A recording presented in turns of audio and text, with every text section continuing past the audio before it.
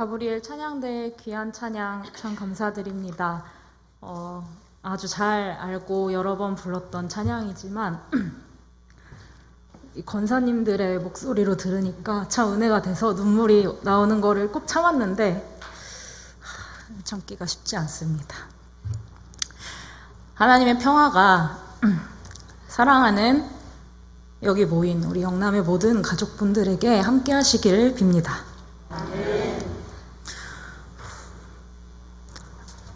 오랜 시간 코로나로 인해서 오후 찬양 예배가 멈추었었는데요. 이 예배가 다시 재개되고 처음으로 드려지는 헌신 예배를 청년회가 드리게 되어서 참 감사합니다. 오늘은 청년 주일입니다.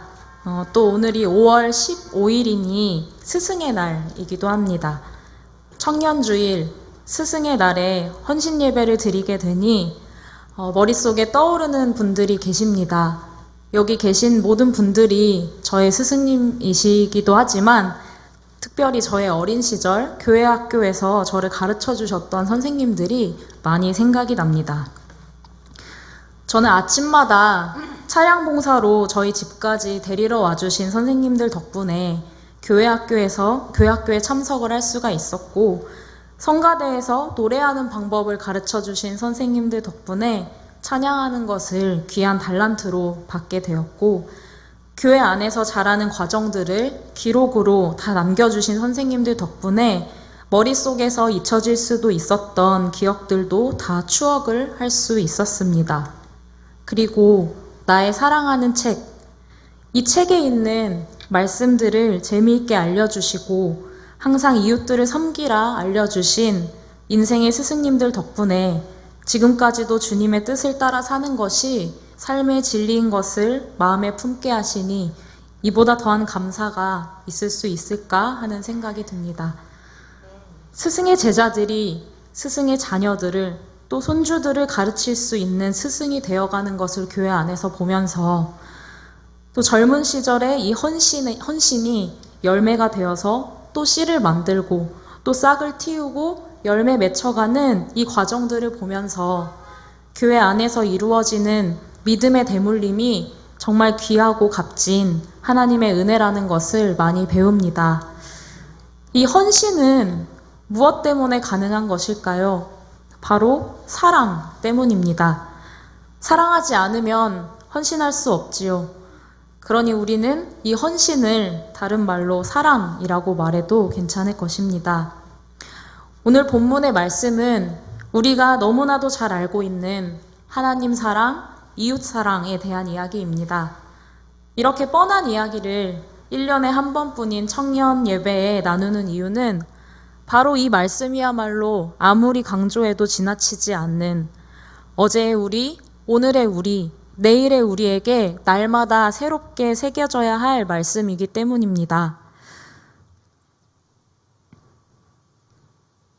때문입니다.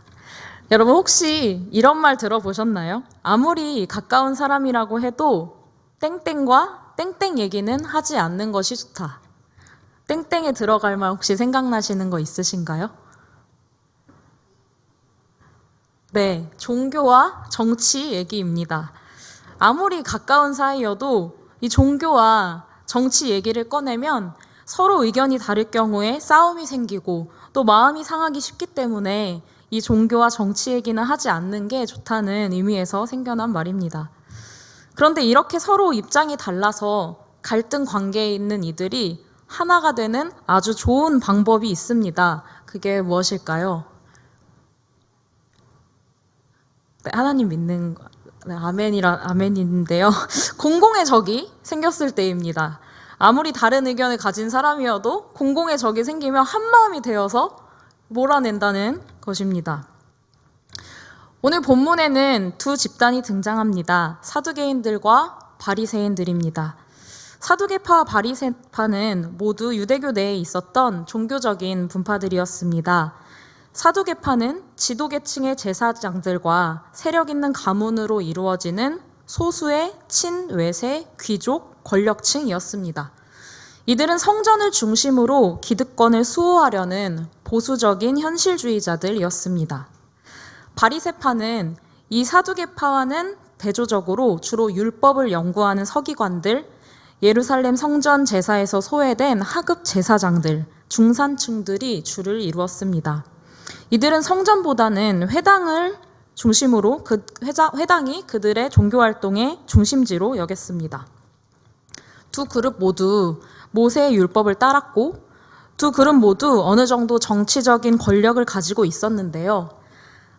바리새파 사람들과 사두개파 사람들 모두 모세의 율법은 중요하게 생각했다는 점에서 공통점도 있지만 좀 전에 말씀드린 구성 계층과 주 활동 장소뿐만 아니라 종교적인 입장에서는 차이가 좀 있었습니다.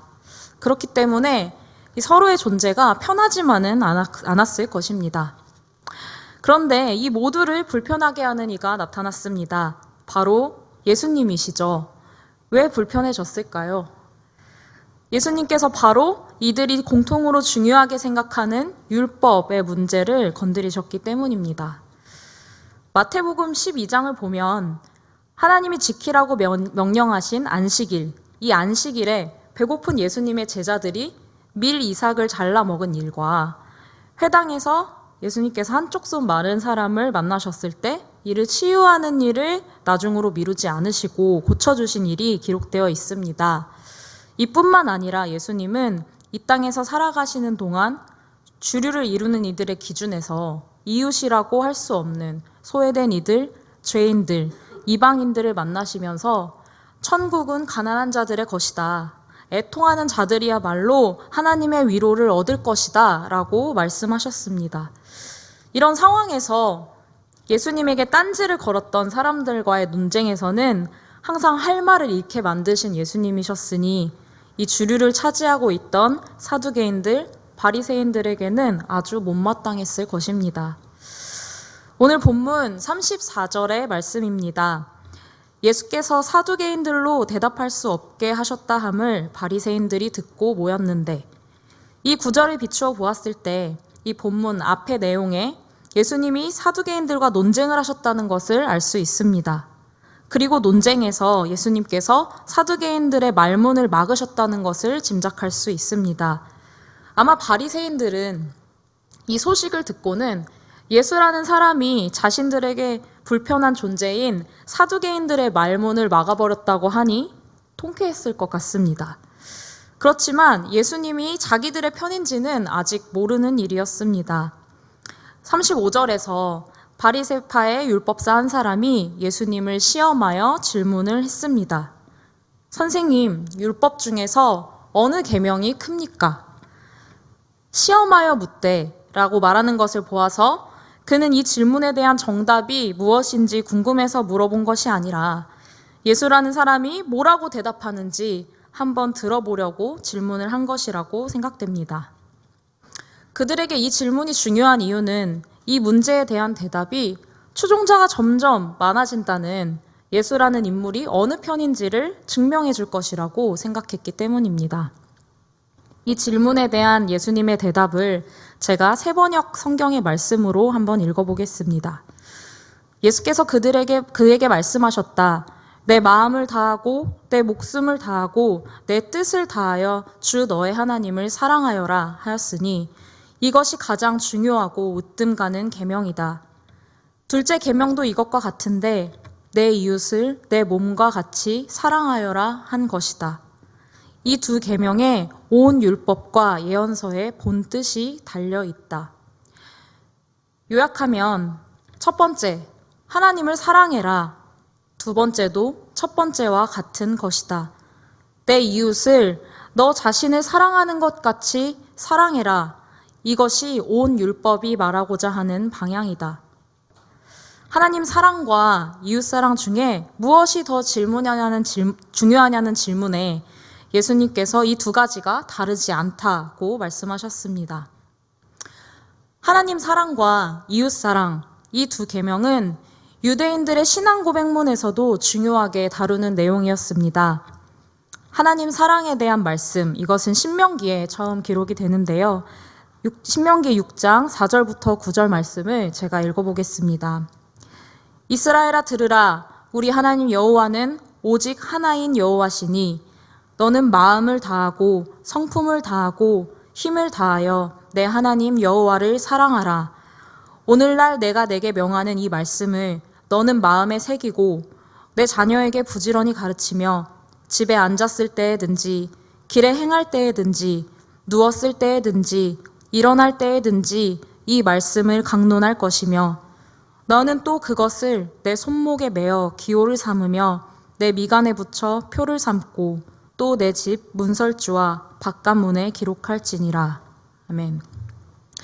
이웃사랑에 대한 말씀은 구약의 레위기에 있습니다. 레위기 19장 18절 말씀을 제가 읽겠습니다. 원수를 갚지 말며 동포를 원망하지 말며 내 이웃 사랑하기를 내 자신과 같이 사랑하라. 나는 여호와이니라. 아멘. 우리가 잘 알고 있는 10계명도 1계명부터 4계명까지는 하나님 사랑에 대해서 말하고 있고 5계명부터 10계명까지는 이웃 사랑에 대해서 말하고 있습니다. 이 성경에 참 많은 율법들이 기록되어 있습니다. 세세하게 열거되어 있지만 결국 이 율법들이 의미하는 바는 사랑입니다. 율법 하나하나를 다 지켜 행하는 것, 그 자체로 만족할 것이 아니라 이 율법을 지켜 행하는 이유와 결과가 하나님을 사랑하는 것, 이웃을 사랑하는 것으로 이어져야 합니다. 그렇기 때문에 내가 하나님을 사랑한다고 해서 하는 행위들이 이웃에게 상처를 주고 실족시키는 일이 되고 이웃의 생명을 살리는 것으로 이어지게 하지 못한다면 그것은 하나님을 사랑하는 것이라고 말하기 어렵습니다. 여러분, 공동체는 사람이 서로에게 해를 끼치지 않고 서로를 위하며 보호하며 살아가야 한다는 것을 유대교 사람들도 아주 잘 알고 있었습니다. 유대교인들은 이를 위해서 하나님께서 그들에게 율법을 주셨다는 것도 잘 알고 있었습니다. 우리도 이것을 머리로는 잘 알고 있습니다. 그렇지만 문제가 뭔가요? 다른 사람의 뜻이 내 뜻과 다를 때 우리는 이 말씀이 우리와 전혀 상관이 없다는 듯이 행동한다는 것입니다. 특히 이것은 설교의 서두에서 이야기했던 종교 문제, 정치 문제로 이어지게 될 때에는 첨예한 갈등으로 치닫게 됩니다. 오늘 본문의 이전에 사두개인들로 하여금 더 이상 할 말이 없게 만드신 예수님은 오늘 본문 이후의 내용에서는 바리새인들의 말문도 막히게 만드셨습니다. 22장 46절입니다. 한마디도 능히 대답하는 자가 없고 그날부터 감히 그에게 묻는 자도 없더라. 사두개인들과 바리새인들은 결국 하나가 되어서 예수님을 죽음의 길로 내몰기까지 했습니다. 어른분들, 젊은 사람들은 생각이 왜 저럴까 싶으실 때가 되게 많죠. 저도 많이 듣는, 어디서 들을까요? 저도 많이 듣는 얘기인데요. 청년분들을 포함한 젊은 분들, 스스로 젊다고 생각하시는 분들은 다 젊은 분에 포함되는 겁니다. 어른들은 왜 그렇게 구시대적인 생각을 하실까? 시대가 어느 때인데 싶으실 때가 많죠. 우리나라는 유독 이 세대 간의 갈등이 굉장히 심각한 나라입니다. 이 세대 차이는 세대 간의 역사적 경험의 차이에서 옵니다. 우리 교회에는 일제강점기부터 6.25, 산업화와 민주화, IMF 등등 역사적으로 굵직한 풍파들을 겪어온 어르신들도 계시고 이 산업화의 과실로 인해서 경쟁사회에서 살아남기 위해 고군분투하고 있는 청년들, 입시 경쟁으로 인해서 공부 지옥의 자리를 강요받아야 하는 학생들도 있고 그리고 아직 세상의 쓴맛을 경험하지는 못한 어린아이들도 있습니다.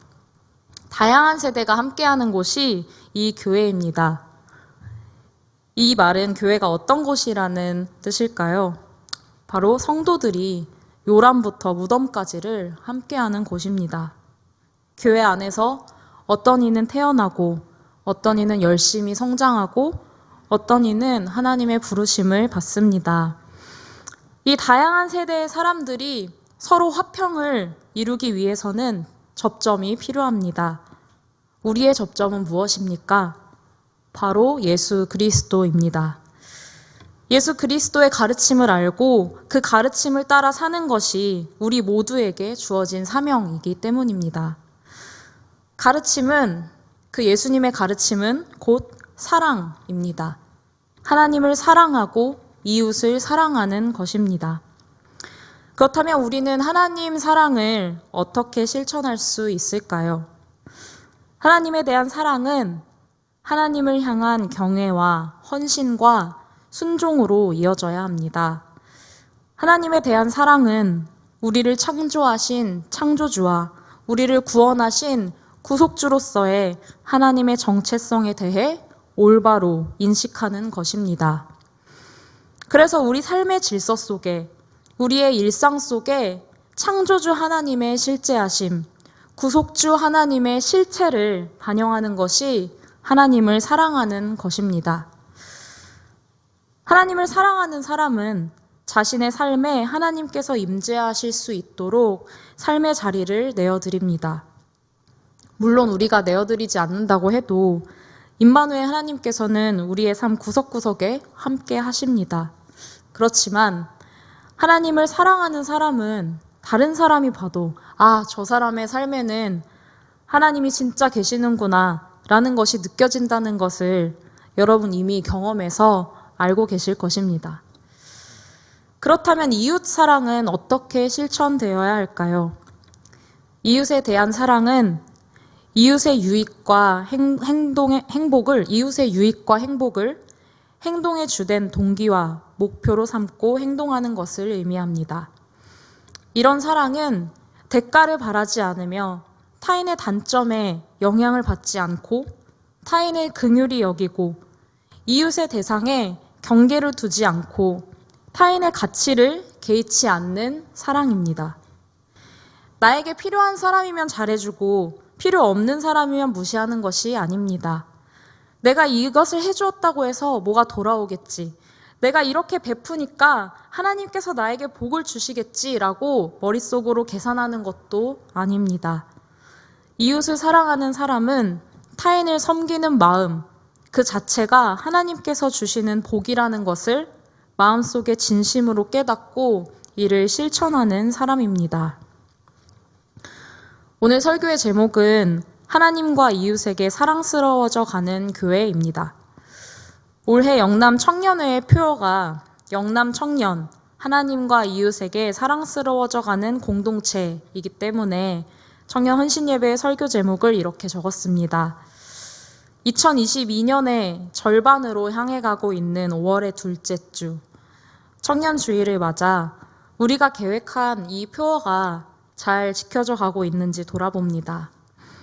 사랑하는 청년 여러분, 오늘 예수님께서 말씀하신 가장 큰 율법 2가지, 같아 보이는 한 가지를 부지런히 마음에 새기고 우리가 믿음의 선배들에게 배운 것처럼 우리 후배들에게 부지런히 가르칩시다.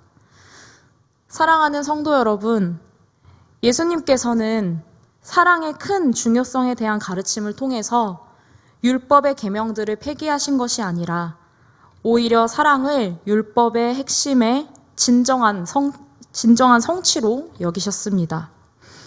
마음을 다하고 목숨을 다하고 뜻을 다한다는 것이 결코 쉬운 일은 아닙니다. 여러분이 잘 알고 계시는 흑인 맹인 가수 스티비 원더는 사랑에도 사랑이 필요하다라는 노래를 부르기도 했습니다. 하나님을 사랑하는 것과 이웃을 사랑하는 것, 어떤 것이 더 어려울까요? 이 2개가 별개가 아니니 둘 다 쉽지는 않지요. 그렇지만 예수님께서 모범을 보이셨고 우리에게 그렇게 하라고 말씀하셨으니 우리도 할 수 있습니다. 마음을 다하고 목숨을 다하고 뜻을 다하여서 우리 하나님을 사랑하고 우리 이웃을, 우리 서로를 우리 자신같이 사랑합시다.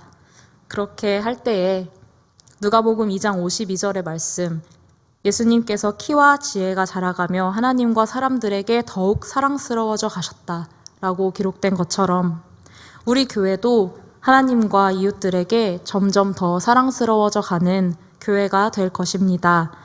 우리 교회가 그렇게 되어져 가기를 꿈꾸며 말씀을 마치겠습니다.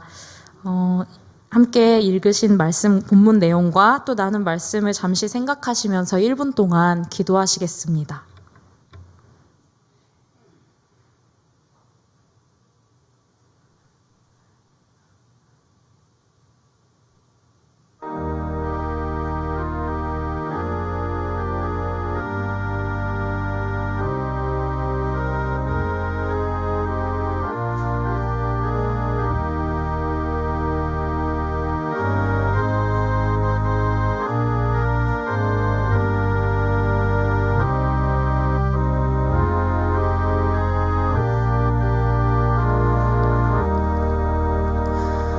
우리의 마음을 다하고 목숨을 다하고 뜻을 다하여 당신을 사랑하라 하신 하나님, 우리의 이웃을 내 몸과 같이 사랑하라 하신 하나님, 주님께서 가장 중요하다 하신 이 계명을 우리의 삶에 새기고 실천하며 살아가는 우리 모두가 될 수 있도록 도와주시옵소서. 그래서 우리 교회가 이 땅에서 하나님과 이웃들에게 더욱 사랑스러워져 가는 교회로 세워져 가도록 인도하여 주시옵소서. 예수님의 이름으로 기도드립니다. 아멘.